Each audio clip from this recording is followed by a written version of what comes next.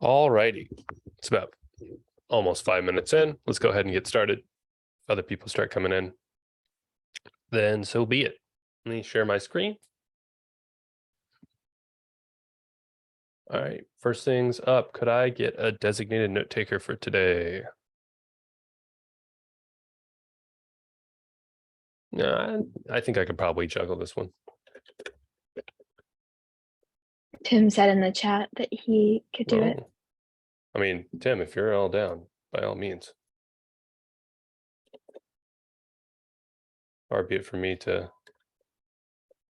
take on more work. Any new faces today? I don't see any new faces today. So, no.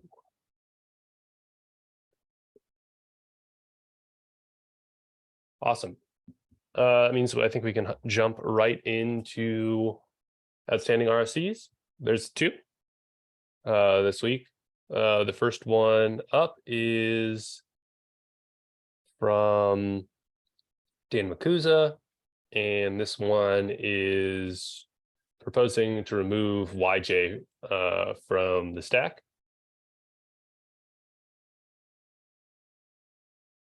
I believe this is in the stack subteam. So I don't think that there's much more to elaborate on that other than the proposal is to move YJ from the stack.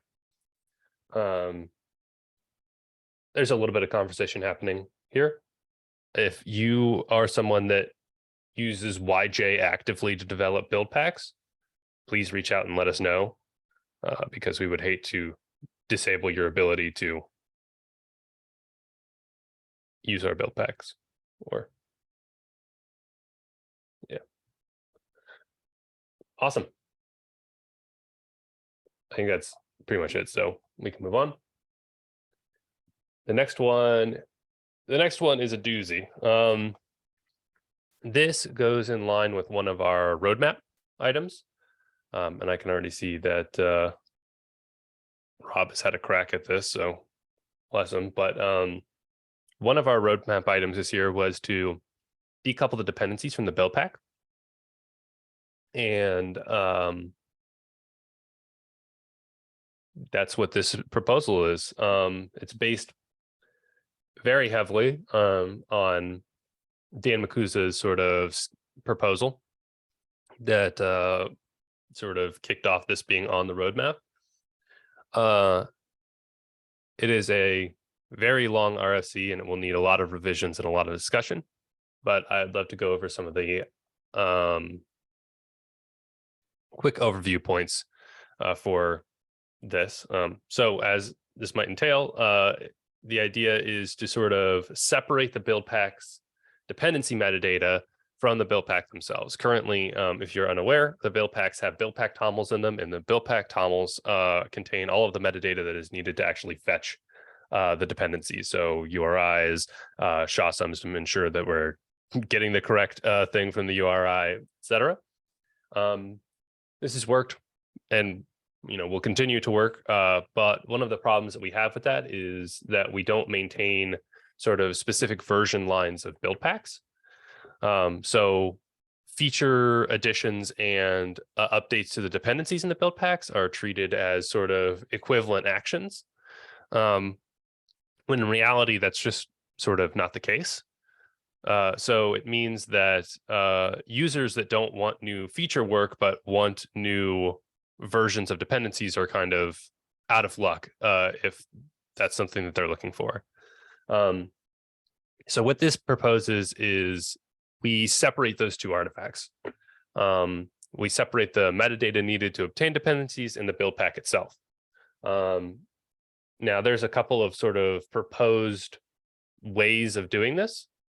And so you should definitely read the RFC if you're interested in the mechanics. But essentially, what would happen is we would set up some structure that would allow a format to be set up that looks like this, where we have the reverse domain, which would be the name, the like sort of new name of our dependencies.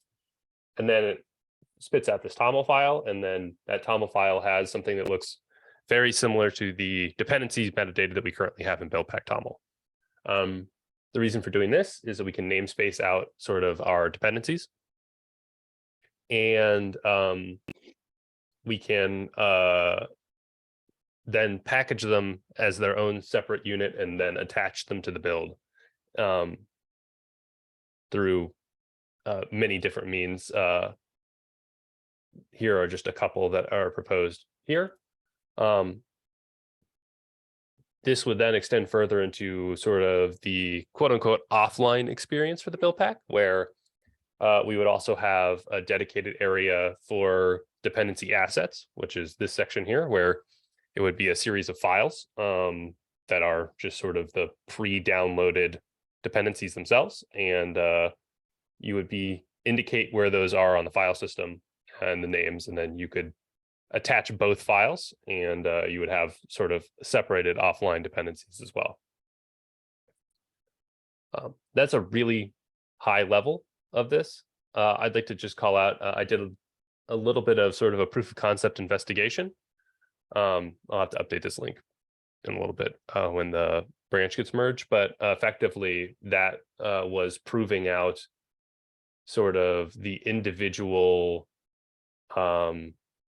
interface methods. So sort of an external attachment, a build pack attachment, and a builder attachment. We did not do a platform attachment. This would sort of, I think, have to come later for us. Like we would have to prove out the whole separated dependencies concept and really have it fleshed out, and then probably go upstream and say, hey pack, hey kpack, hey, X, Y, or Z, is there a way for us to have it so that we can specify files for you to load during build, essentially, into the container. But yeah, that's like the incredibly high level of this. Are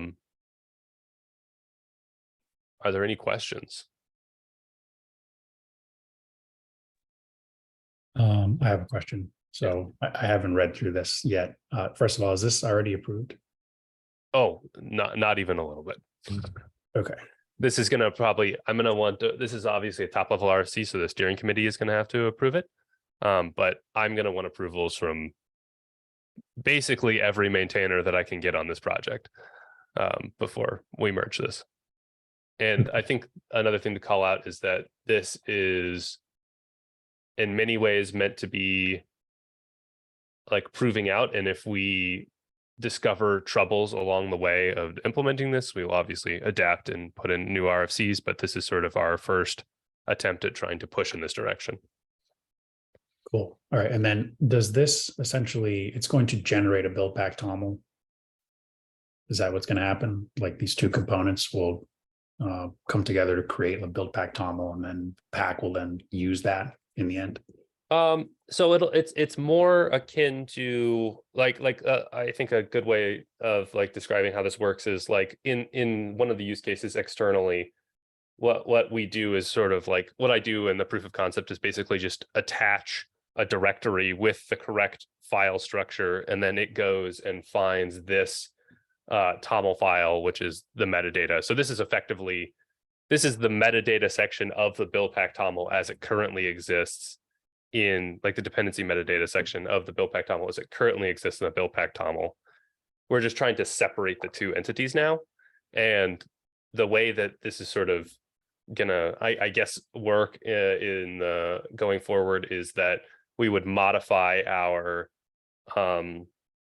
libraries to go and look for these metadata files as opposed to looking in the build pack toml.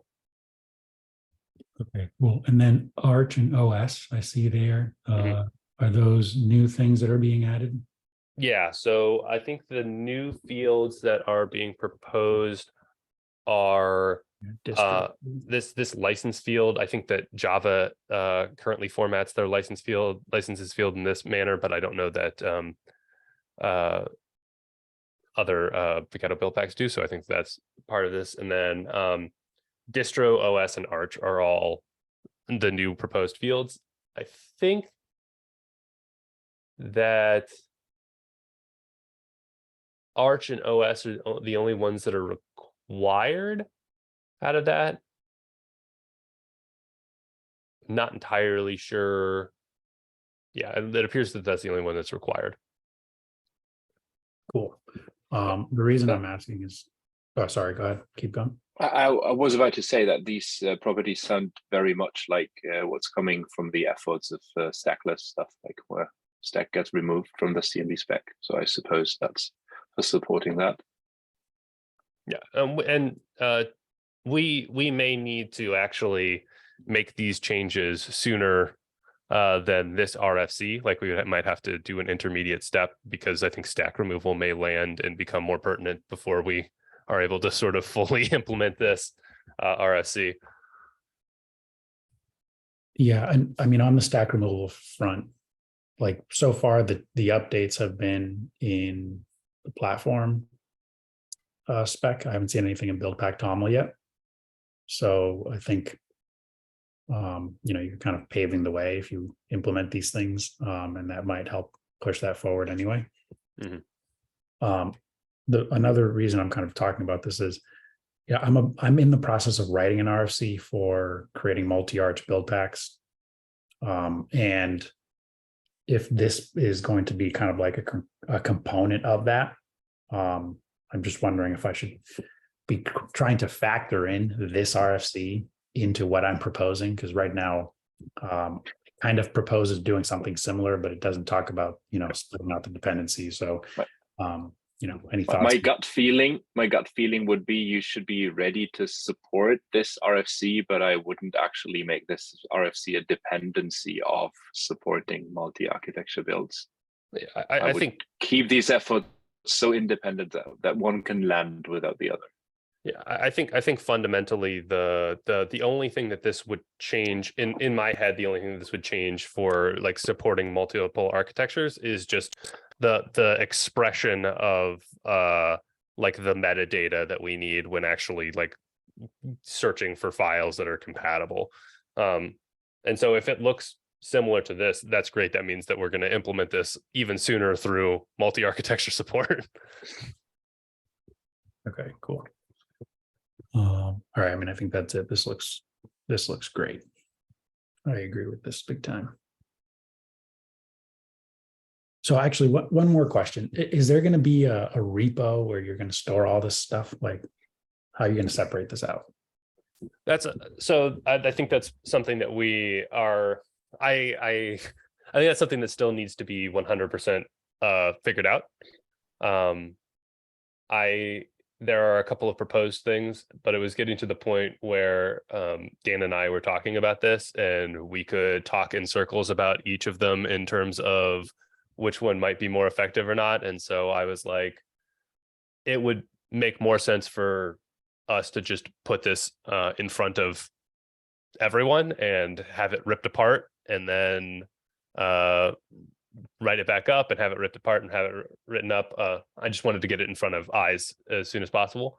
I think there's a couple of sort of delivery mechanisms that we could go by.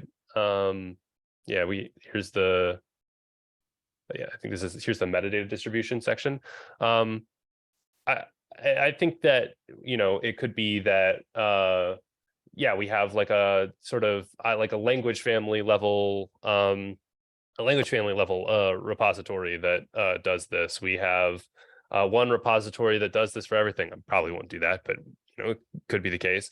I think it depends on the granularity of how we want to distribute these sort of packages. And then I think on top of that, the tooling that we produce as well, because maybe we might pick one level of granularity, but we offer tooling that allows users to easily customize the actual metadata dependency packages they have, or whatever it might be.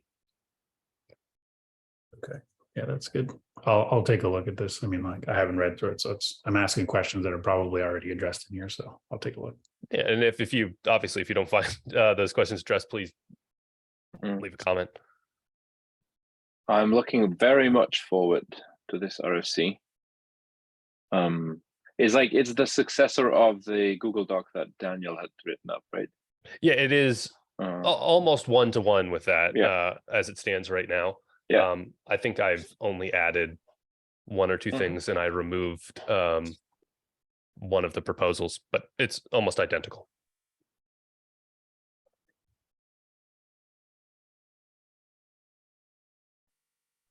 I have a quick question. Are there any changes needed for this in the upstream CMB project to achieve this? Or are we kind of, I haven't read through it yet, and I haven't read the Google Doc in a while, so I can't really remember. So I think it would depend on the exact interface that we chose. We can do anything. We can do a sweeping array of things ranging from 100% internal to us. We have complete control over it and we need no input, all the way to we would need, to open RFCs and make drastic changes. I think that we might find that we want to implement it through one means as a way of sort of proving out the concept. And then as we prove out the concept, we say, this is actually, as this project, we feel this is, this separation is actually the best way for us to serve Buildpacks, and maybe finding a way to talk to the CNB and say, hey, so we've discovered this pattern. We feel that it's a really powerful pattern. We would like, to propose an RFC to enable ease of use with this pattern, which is something that we've done, obviously, in the past.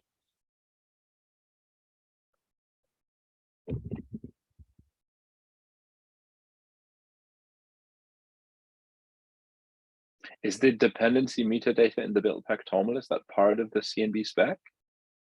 No, it's not, right? It's we actually kind of proprietary, whatever. So I guess we could. A long time ago, we tried to make it part of the CNB spec, and it got shot down.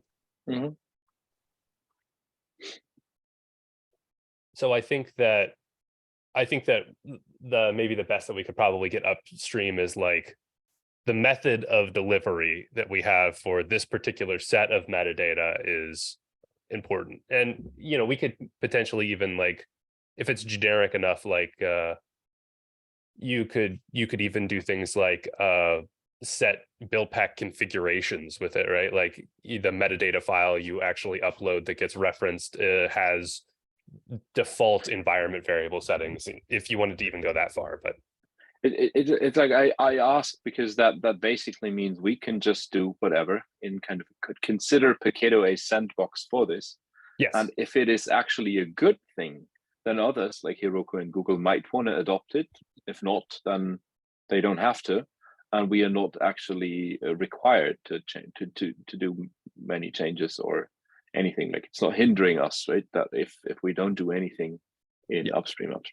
Well, yeah, for sure. I think that there's a couple of the sort of dependency metadata interfaces that wouldn't work so well. Like, I don't think that we could very effectively serve this metadata via the platform without going upstream and asking for a larger platform or even lifecycle changes.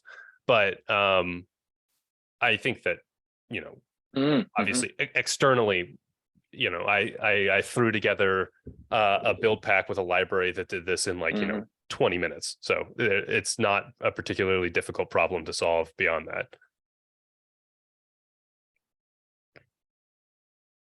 Yeah.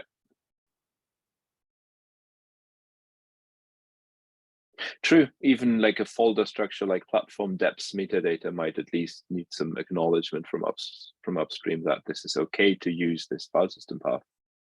And it's not going to be used for anything else in the stack in the future. Yeah, so at least some kind of assurance in that direction might make sense. Yeah, like even just getting a reservation from upstream might be what we would want to do. But I'm not. I don't think that would need to happen before this would even be implemented.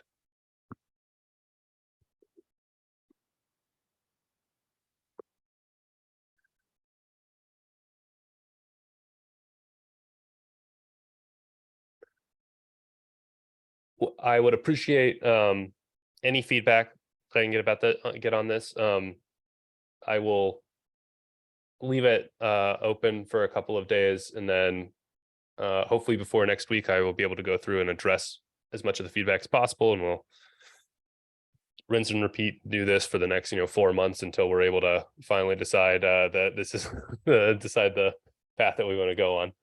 Hopefully not. Hopefully not. You're right. I should be more optimistic. 2 months.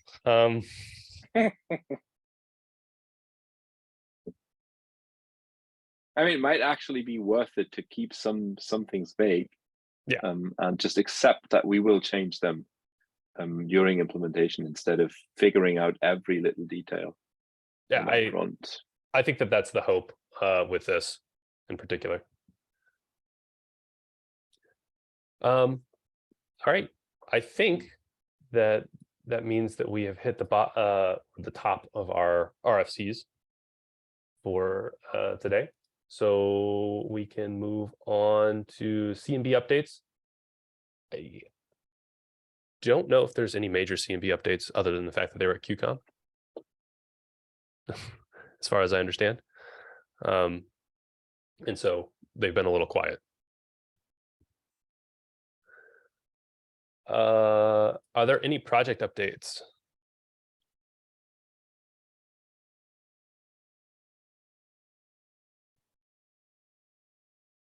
I think the only project update that I can think of is that Rust has been updated to support, I think, both Jammy and the static stack. I think it was maybe Jammy Tiny. I'll have to double check that. Just a release today, hopefully. And so if y'all are, what do they say? Rustations? Is that the term that?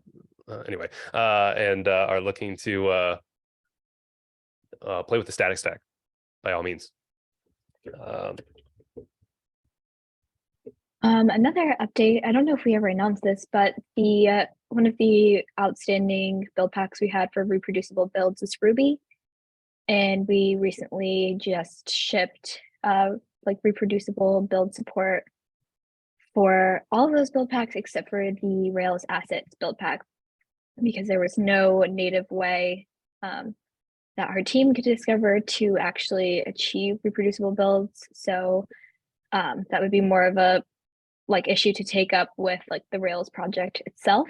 But for all of the other use cases in the Ruby build pack, we now have reproducible build support. So awesome. Thank you. And finally, open mic. Are there any questions or discussion topics or anything that people want to talk about? I believe, I guess I actually have something. I believe that election season is coming up in the next couple of weeks. It's supposed to be mid-May to mid-June. Dan and I are trying to reach out and discover the exact process that the CFF would like us to use. And we will try and keep you as updated as we are on that process. I'm not sure what that means. Elections for what? So we recently passed a new RFC for governance in the steering committee. So to more accurately reflect the processes that the CFF uses, which is our parent body. I don't actually know what the technical or legal term for that is, but and so we will be running a round of elections to elect steering committee members. It's laid out in an RFC that was put together by Ryan. The CFF does elections like every year between mid-May and mid-June, and they've asked us to participate at the same time. So we've obliged, and we are going to be electing a new set of steering committee members. Nice. Campaign finance rules apply, right? I am sure there are very explicit bylaws laid out that I have not read. So go wild. Yeah. So sorry, go ahead. Oh, There's one interesting question might actually be, I think the TOC elections for the CFF are actually it's a yearly election, but only for half the chairs. So it's 1 year it's for 2 of the TOC members, the other year it's for 3, also to have some continuity. So that would be a question probably for the steering committee as well, if that's I think it's 3 members, if I'm correct, with only 2 seats actually seated right now, if we do such a thing as well. I don't know. I haven't really read the Paketo in much to be a detail to adapt to, or at least think about. Yeah, I think that if it were to be the case that all current steering committee members were not part of the next set of steering committee members, then we would, I think ad hoc probably hold some form of like I don't want to say orientation, but like we would probably do a slower sort of transfer of full powers and responsibilities over, just to ensure that everything was kept running smoothly. I think that I don't want to speak for Dan. I think that I'm probably planning on at least putting in a nomination as well, and I don't want to speak for Dan. So obviously it'll be a vote, but if I think that we will figure it out. Cool. I did have a question related to the RFC I'm drafting, which I was hoping to have done before this meeting, but I'll just get it done afterwards. So when I post it, I would appreciate some eyes on it. The question I had was, like, one of the things that Forrest, you mentioned was GitHub actions are only supported on x86 runners. So would Paketo or CFF or somebody consider using different runners? I mean, I understand everything's written in GitHub Actions, so I think if you just change the runners, you can keep your workflows the same. But is that something that would be considered? I'm kind of putting it in the RFC, but I just wanted to kind of like get a feel for, is that even something I should mention? That's a good question. I would have to ask someone from the CFF, because I think there's 2 options that we could do. We could either host our own runners somewhere, and I have no idea how expensive that is, but we could potentially do it. Or I have seen services that host ARM runners that can be used. I would have to ask the CFF what they would be more willing to do. That would be my advice as well, to ask. But like, from the time like I did serve in the CFF TOC, there was, like, back then there was budget for something like CI, and I think one of the decisions was that it would be okay if every working group runs their own concourse, which was the preferred CI solution for the CF project. So I suppose we would have a share of a budget for saying the Paketo working group would like to host some GitHub action runners. So I would expect that this is possible. I would expect so too. I think that they've been allowed us to like host both like files, like buckets, as well as VMs in the past, but I would have to still get approval. And I think that as well, GitHub is hopefully going to be moving towards getting their own ARM workers in the not too distant future. One of the reasons that they were lax on doing it previously is because they run everything on Azure, and Azure didn't have a set of ARM compatible workers. I think they're trying to work on getting allocation for that.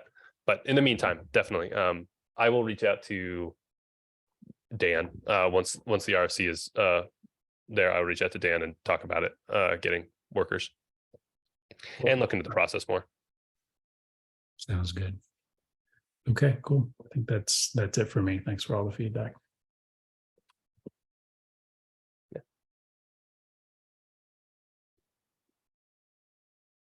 Any other open mic questions that people would like to discuss?